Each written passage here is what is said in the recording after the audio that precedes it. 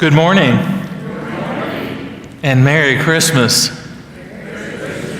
And I'm going to have to say Happy New Year because I won't see you until the next year. I'm going to be catching a flight later this afternoon to join Catherine and Andrew and her parents and celebrate Christmas, and then I'll be ringing in the new year with my father and my brothers and sisters. So I understand with the weather, if you covet your prayers, that I arrive in Nashville later this evening.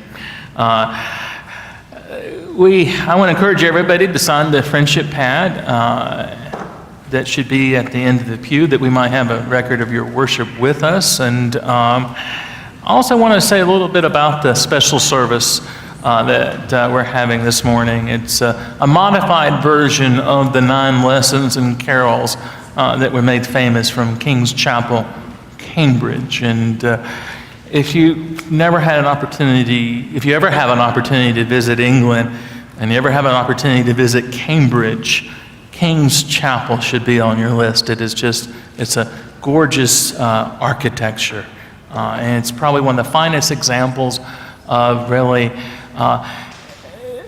the walls being and the ceiling being as thin as you possibly can. It's just so light, and it's amazing.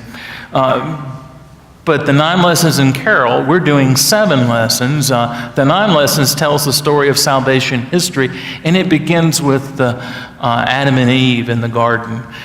We won't go all the way back there.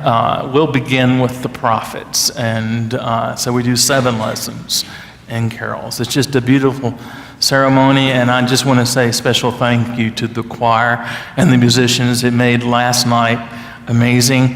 The music before the service, the extended prelude, and of course the music during our worship service, candlelight, was amazing. And how many of you were there last night for the service?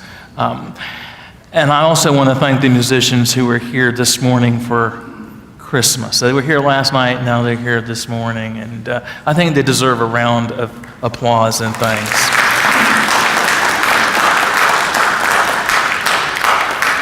Now, because this is Christmas and we're kind of informal, I'm not wearing my robe, I'm going to take pastor's privilege.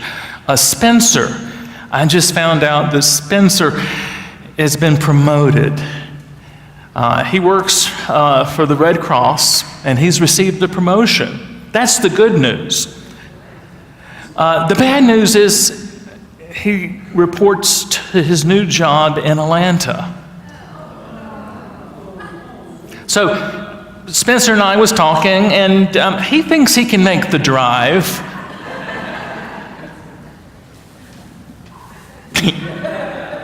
He's going to get me.